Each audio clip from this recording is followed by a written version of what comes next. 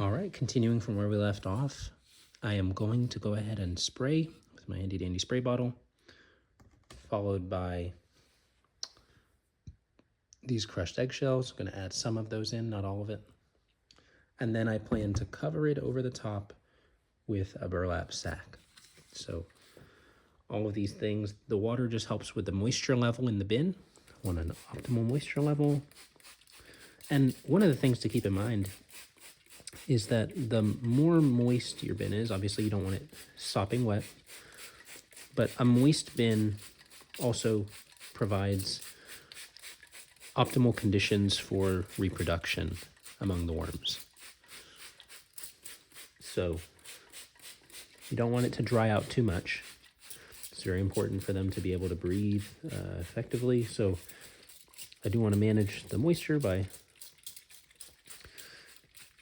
adding some more to this bin. And one of the best ways to check really the moisture level is just to, over time, you kind of learn what the moisture level that the worms need, and then you can also determine by feel whether it's moist enough.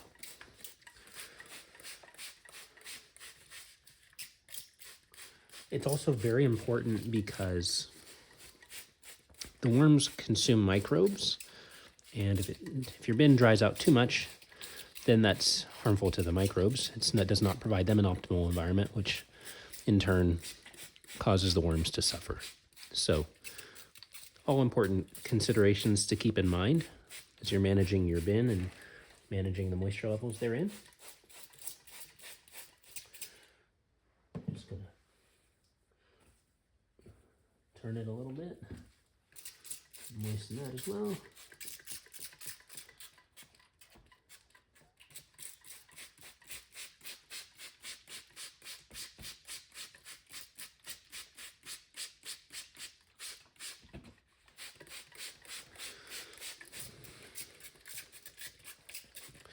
Now, because we are approaching winter, you don't want the bin to be too moist. I find that leaving it just a touch drier than you normally would is going to help with regard to temperature management. At least that's my understanding from where I sit right now. So I'm not going to saturate the bin quite as much as I might otherwise.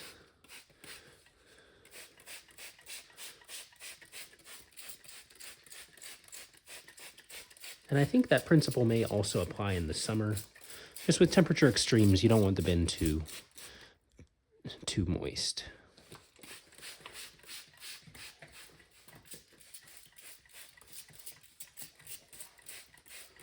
And I like to show you again some of the little fellows we have in the bin in addition to the worms. So in addition to the worms, you're going to get guys like this. Or I have guys like this, rather. And they are neat because they help us, again, in the decomposition process. And so it's just nice to have some other fellow decomposers to help, especially when it comes to breakdown of things like wood chips, which we've added in here and such. The worms can do it just fine, but I really like having a little ecosystem in addition to the microbes of small macro decomposers. So that's what I consider the little roly-polies. The mites also contribute, though we want to keep them in check. I would imagine I care more about keeping them in check than I do something like roly-polies.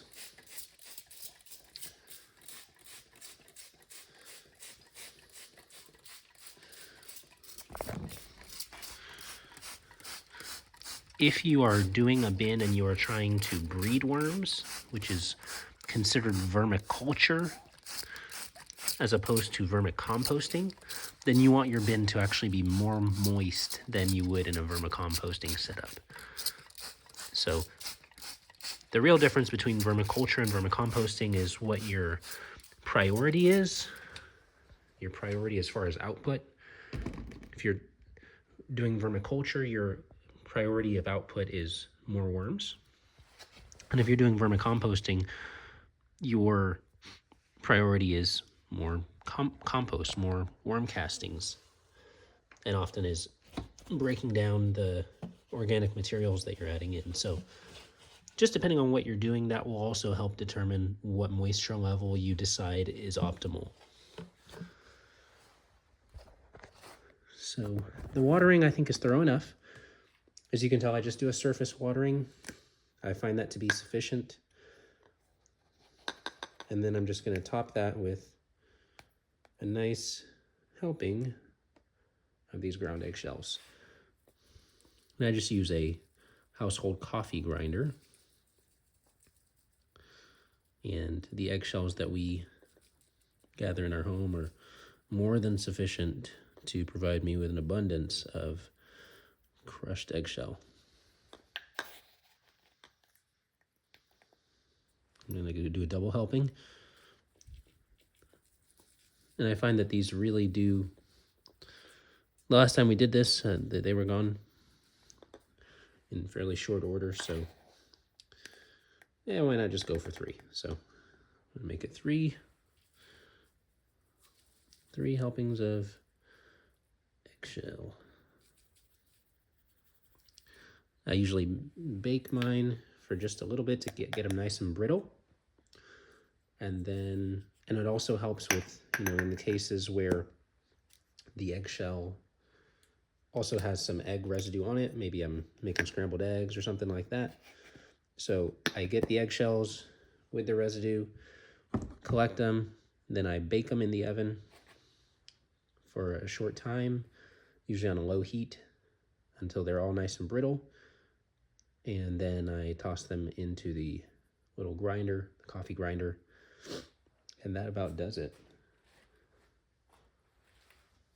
So with the watering and now with the eggshells, the last step, I'm really excited about this. I was really blessed with a very generous supplier who was willing to not only give me coffee chaff, but also these bags that they toss away. You can see this is a nice little burlap sack here. It's got all the little data on it. Produce of Ethiopia. And the bag itself was made in Bangladesh. So really neat jute bag. And just gonna go ahead and put that here on the top. It's nice because it's a breathable material. As you can see, it's got nice little spacing there. It allows for them to breathe. From what I've heard from others who use it as a worm blanket, it can actually be, the worms can actually eat this. They can actually break it down, which is really, really neat. But it also just helps to insulate the bin just a little bit more.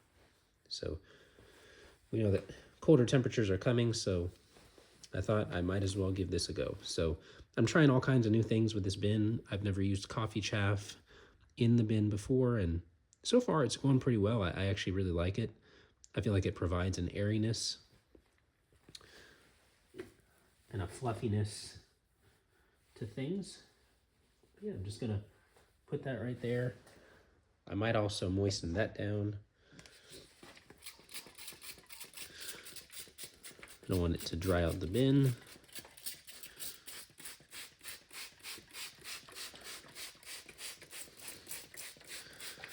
Yeah, I'm willing to try a lot of new things with this bin. And I appreciate you coming along in the journey with me. While this is my first red wiggler bin, this is not my first worm bin. I did some others. I've had other worm bins for about maybe a year now, and I thought that they were red wigglers. Unfortunately, they were not. I got them from the pet store, PetSmart here, and it appears that they may have been European night crawlers, but it was still I've still had valuable experience with those, raising those, and I actually look forward to sharing with you in a future video how I'm going to harvest my first harvest of worm castings from one of those bins. So really grateful for the experience I've gathered doing that. Again, thank you for watching. we sufficiently moisten this. It's really interesting. The water doesn't just straight permeate. You can see how there's a little bit pooling right over there. But eventually I imagine that it will go down. So this is a really neat little cover. I hope it helps to keep the worms warm. We'll see how we like it or the next time we open this bin, which will probably be in a week or so, and just see how the worms are doing with that. But we started with 1,000. Who knows how many are in there now? I hope that the moisture will provide them an optimal environment to continue to reproduce.